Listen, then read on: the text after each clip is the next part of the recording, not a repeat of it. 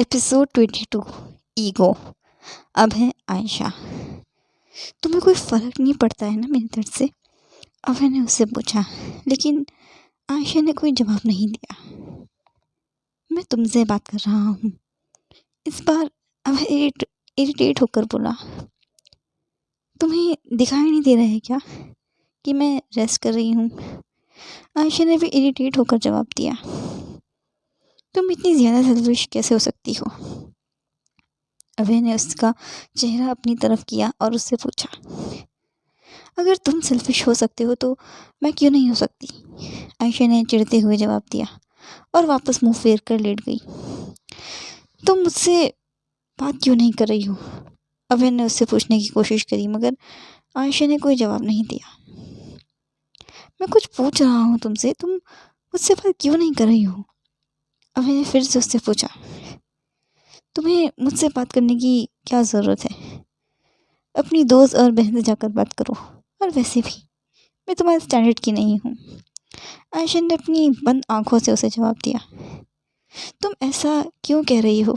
तुम तो मेरी ज़िंदगी हो।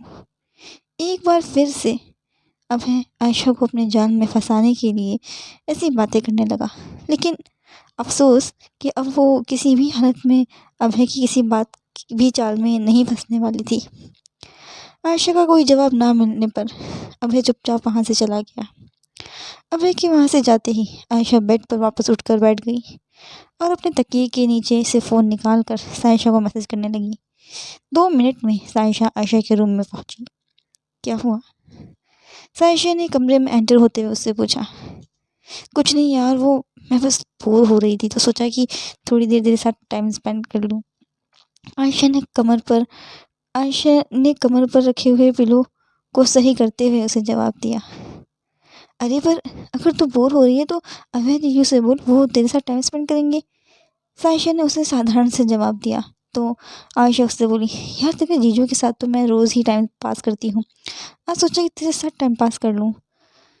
अच्छा ठीक है, तू ये बता कि वेद और अभय जीजू के बीच इतनी टेंशन क्यों रहती है?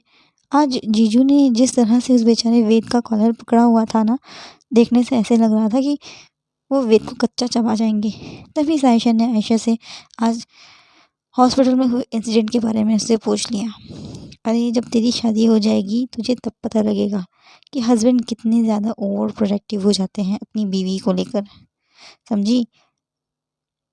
आयशा ने सायशा को समझाते हुए जवाब दिया। तभी कमरे में अभय एंटर हुआ, हाथ में फाइल लिए।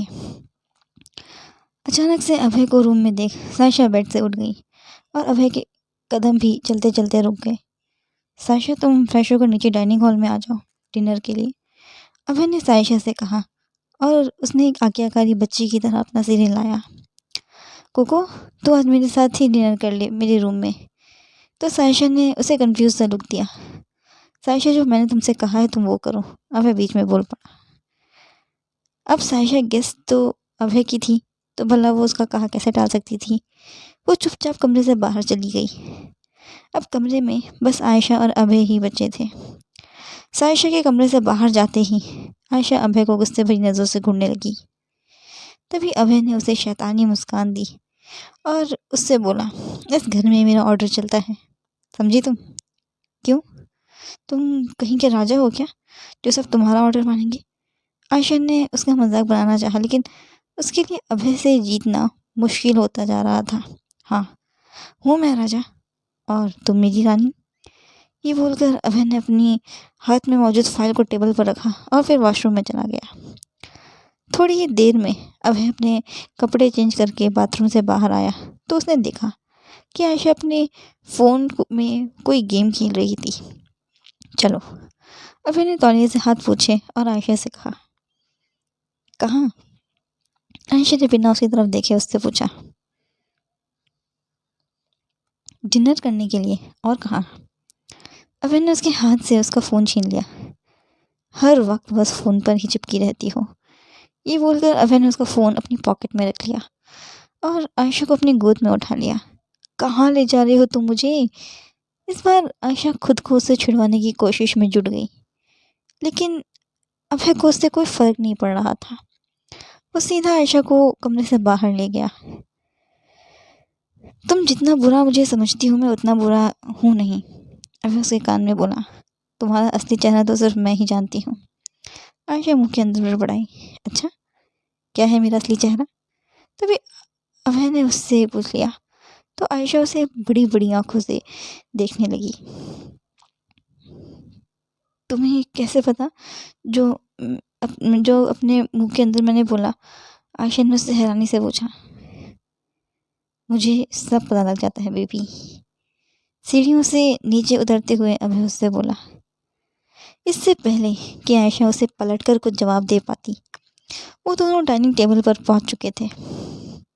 अभय ने जब अभय को सीढ़ियों से नीचे आते हुए देखा, गोद में आयशा को लिए, तो उसने जल्दी से आयशा के लिए चेयर पीछे खींच दी ताकि अभय उसे चेयर पर बैठा सके। उन दोनों को एक दूसरे के इतने करीब देखकर मानसी का तो पारा ही चढ़ चुका था, लेकिन इस समय वो कोई तमाशा नहीं करना चाहती थी। कोको नहीं आई अभी तक डिनर के लिए? आयशा ने अभय से पूछा जब उसने अपनी बहन को डाइनिंग टेबल पर मौजूद नहीं देखा। तभी सीढ़ियों से नीचे उतरकर सायशा भी आ गई। सायशा अपनी बहन आयशा के बगल में बैठ गई और फिर सर्वेंट्स ने सभी को खाना सर्व करना शुरू किया। अवंतिका की नज़र इस वक्त सायशा पर ही टिकी हुई थी, लेकिन वो सिर्फ अपने खाने के साथ खेल रही थी। जब अभय ने ये सब नोटिस किया तो उसने अवंतिका से पूछा, क्या हुआ? तो खाना क्यों नहीं खा रही है? कुछ नहीं भाई, मुझे ये सब खाना खाने का मन नहीं है, मुझे कुछ और खाना है, अवंतिका ने जवाब दिया। हाँ, मुझे भी मन नहीं है इतना बोरिंग खाना खाने का। ये सब कुछ तो हम रोज़ ही खाते हैं अब है। आज तो तुम्हें कुछ स्पेशल बनवाना चाहिए था ना शेफ़ से। मानसी भी अवंतिका की हाँ में हाँ मिलाने लगी। ठीक है, शेफ़ तुम दोनों के लिए कुछ और बना देगी। अभय ने अपना डिनर ख़त्म करते हुए उन दोनों से कहा और उसके बाद उन दोनों ने सीमा से कहकर उन दोनों के लिए बिरयानी बनाने का ऑर्डर दे दिया और फिर वो दोनों मानसी के कमरे में चले गए। वैसे आप बिल्कुल भाभी जैसी दिखती हो, अभिमन्यु सायशा से बोला। तो बनावटी मुस्कान के साथ उससे बोली, तुम्हारी भाभी की जुड़वा छोटी बहन हूँ तो ऑफ कोर्स उसी के जैसे दिखूंगी ना। ओह, तो आप और भाभी भी जुड़वा हो हम दोनों की तरह? अभी ने सरप्राइजिंगली उससे पूछा। कोको ने इतना ही रिस्पॉन्स किया और फिर डाइनिंग टेबल से उठ गई। कोको, मुझे ना तुझसे कुछ ज़रूरी बात करनी है, तो तू मुझे वहाँ लिविंग एरिया तक ले चल, आयशा अपनी बहन से बोली। तो अभय को फिर से उस पर गुस्सा आने लगा। आज के लिए बस इतना ही, मिलते हैं नेक्स्ट एपिसोड में। अगर आपको आज का एपिसोड अच्छा लगा तो कमेंट में ज़रूर बताएं और चैनल को सब्सक्राइब करें। Thank you.